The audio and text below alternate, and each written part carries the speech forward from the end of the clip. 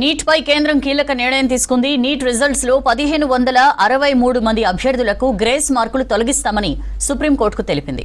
వీరికి మళ్ల పరీక్ష రాసే అవకాశం కల్పిస్తామని చెప్పింది.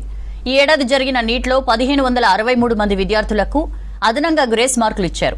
ఎన్సీఈఆర్టీ పాఠ్య పుస్తకాల్లో మార్పులు, పరీక్షా కేంద్రాల దగ్గర సమయం కోల్పోవడంతో వీటిని కలిపారు. అయితే దీనిపై అభ్యంతరాలు వ్యక్తమవడంతో పాటు నీట్ పరీక్షలో అక్రమాలపై ఆరోపణలు రావడంతో గత వారం కేంద్ర విద్యాశాఖ 4 సభ్యులతో కమిటీ వేసింది. కోల్పోయిన సమయానికి పరిహారంగా గ్రేస్ మార్కులు పొందిన 1563 మంది విద్యార్థులపై ఈ కమిటీ విచారణ జరిపి నివేదిక సమర్పించింది.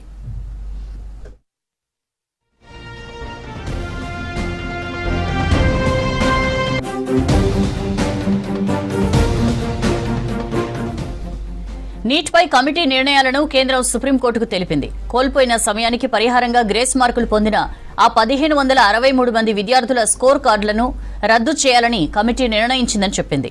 వారికి మళ్లీ పరీక్ష రాసేందుకు అవకాశం కల్పిస్తామని తెలిపింది. జూన్ 23న పరీక్ష నిర్వహించి ఈ నెల 30వ తేదీలోగా వారి ఫలితాలు ప్రకటిస్తామని చెప్పింది. ఆ తర్వాతే కౌన్సిలింగ్ ఉంటుందని తెలిపింది. ఒకవేళ మళ్లీ పరీక్ష రాయొద్దని అనుకునేవారు గ్రేస్ మార్కులు లేకుండా ఒరిజినల్ మార్కులతో కౌన్సిలింగ్ కు వెళ్లొచ్చన్నారు అధికారులు.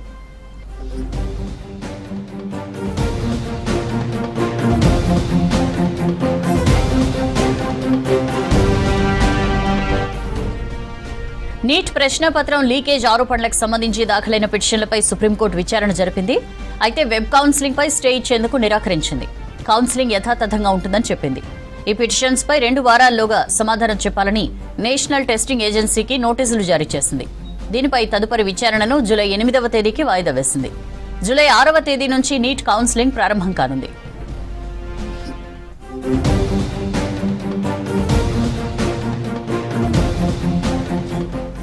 నీట్ పేపర్ లీకేజ్ పై పిటిషన్ వేసిన విద్యార్థులకు మళ్లీ పరీక్ష రాయడానికి సుప్రీంకోర్టు అవకాశం ఇచ్చిందన్నారు పిటిషనర్లు.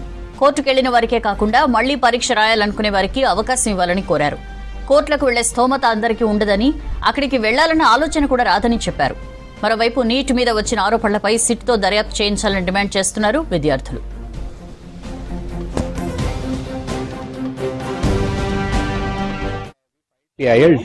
Regarding this NEET examination, there were various issues which we have raised on behalf of lakhs of students. The main issue was this paper leak and the other malpractices which has been followed by the NTA. And now today they have admitted their mistake, stating that yes, those grace marks, regarding those grace marks, we are going to conduct the re-examination, which means there was something which was amiss, and now they have taken note of it, and that's why the court has also directed that re-examination will be done on 23rd of June.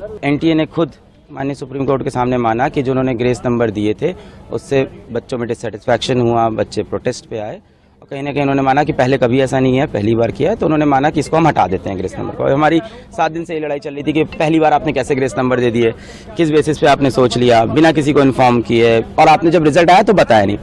अब इससे मेरी problem क्या क्या, और उन्होंने जज NTA ने ये बोला है और माननीय सुप्रीम कोर्ट ने भी एग्री किया है कि जिन बच्चों को ग्रेस नंबर मिले थे 1563, उन बच्चों का या तो री एग्जाम हो जाए, जो कि इन्होंने डेट दे दी है कि अप्रॉक्सीमेटली 23 जून को, या तो वो बच्चे अपने बिना ग्रेस के जो नंबर हैं उस पे हैप्पी हो जाए, यानी उनका ग्रेस नंबर काट दिया जाएगा।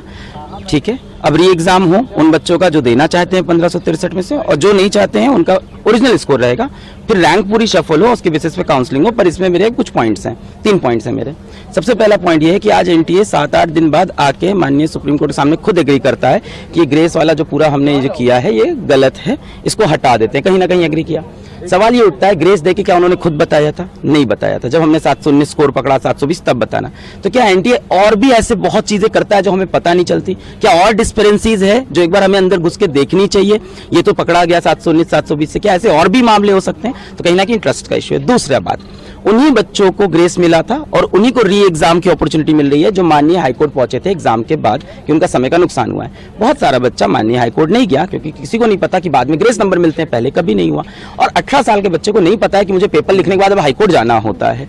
तो मुझे लगता है यहाँ पे राइट टू इक्वालिटी का वायलेशन है। तीसरी बात, पेपर लीक का जो मुद्दा है वो ओपन है, उस पर सुनवाई होती रहेगी। और आज माननीय सुप्रीम कोर्ट में जजेस ने खुद बोला कि मान लेते हैं काउंसलिंग हो गई, मान लेते हैं एडमिशन भी हो गया और तब कुछ प्रूफ होता है, तो we have all the parts.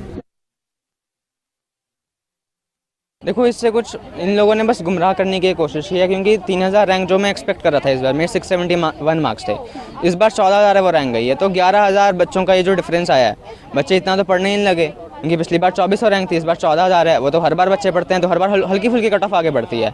लेकिन इस बार जो इन्हें किया है, ग्रेस मार्क्स का जो ये कह रहे हैं, उसमें 790 बच्चों ने क्वालिफाई किया है। क्वालिफाई में मतलब 600 प्लस नहीं होता, क्वालिफाई मतलब 164 से ज़्यादा मार्क्स होता है। तो 600 प्लस के बच्चे 50 होंगे, तो 50 रैंक कम, अब 14000 जो रैंक है वो 13950 हो जाएगी, उससे तो कुछ फ़ायदा ही नहीं होगा ना। इनकी 3000 है, ये तो पेपर लीक क्या वो है मेन, इनने ग्रेस पे पता नहीं क्यों ये लोग आ गए। पेपर लीक पे सीबीआई इन्वेस्टिगेट करे तो पता लग जाएगा, क्योंकि बिहार में FIR हुई है, गुजरात में भी FIR हुई है, कहीं पर प्रिंसिपल्स भी पकड़े गए हैं जहाँ पे OMR टीचर्स भर रहे थे। तब तक 6 जुलाई किन्ने शायद बोल दिया कि काउंसलिंग स्टार्ट होगी। आज शायद डिसीजन आया है, तो 6 जुलाई से काउंसलिंग स्टार्ट हो जाएगी। फिर तो अब 8 जुलाई को हियरिंग है, तो एकदम से डिसीजन आता नहीं है, और डेट पे डेट मिलेगी, तब तक काउंसलिंग हो जाएगी। तो फिर तो या तो प्रोविजनल काउंसलिंग करवाएं कि अगर चेंज होता है रिजल्ट तो काउंसलिंग कैंसिल हो जाए। वो तो ठीक है कि 15,000 का या 16,000 का ग्रेस मार्क्स के लिए हो रहा है, लेकिन हमने और एक्सपेक्ट किया था, क्योंकि हमें क्लियरली पता है कि 16,000 से ज़्यादा अमाउंट है जिसमें ग्रेस मार्क्स दिए गए हैं। एक साल के अंदर इतना इन्फ्लेशन हो ही नहीं सकता। जैसे मेरे मार्क्स आए हैं 670 में मेरी रैंक एक्सपेक्टेड थी पिछले साल के ट्रेंड्स को देख के 3000 के अराउंड। हमें क्लियरली लग रहा है कि कुछ ना कुछ तो हुआ है, ये 1500 से ज़्यादा अमाउंट है जिसमें ग्रेस मार्क्स दिए गए हैं। लेकिन अभी तो ये बात की थोड़ा है कि कुछ तो किया अभी तक जो NTA ने किया है। अभी हम और एक्सपेक्ट कर रहे हैं कि और भी आगे करेंगे। सुप्रीम कोर्ट से बस यही एक्सपेक्टेशन है, जो करेंगे अच्छा करेंगे, जस्टिस दिलाएंगे हम सबको। जिस दिन एग्जाम था उस दिन बोला कि एक ही जगह पेपर लेट हुआ है, बाकी जगह हमने स्मूथली कंडक्ट किया है। और जिस दिन रिजल्ट आया उसके कुछ दिनों बाद बोल रहा है कि 6 जगह पर पेपर की टाइमिंग गड़बड़ हुई थी। तो बार बार अपनी बात से मतलब वो पलट रहा है, तो इसमें शक पैदा होता है ना क्लियरली। और ग्रेस मार्क्स दिए भी तो आपने उनको पब्लिश क्यों नहीं करा? आपने उनको ब्राउशर में अपने क्यों नहीं लिखा कि हम ग्रेस मार्क्स देंगे अगर टाइम का लॉस होता है? तो इतना सवाल करने के बाद आप आज आके बोलते हो कि हम दोबारा रीटेस्ट देंगे। इससे क्या साबित होता है NTA के द्वारा कि NTA टेस्टिंग एजेंसी है कि एक स्कैम एजेंसी है जो बच्चों के साथ स्कैम कर रही है। मेरे 650 मार्क्स है, पिछले साल इसी रैंक पे यही रैंक 6 से 7 हज़ार रैंक बन रही थी। इस साल मेरी रैंक 29,000 है। अब 29,000 पे तो मेरे को कोई कॉलेज ही नहीं मिलेगा जहाँ पिछले साल टॉप कॉलेज मिल रहा था। 650 मार्क्स लाने पे भी ऐसा लग रहा है कि मेरे को 400 मार्क्स जैसा फील हो रहा है। समझ में नहीं आ रहा कुछ क्या करूँ मैं।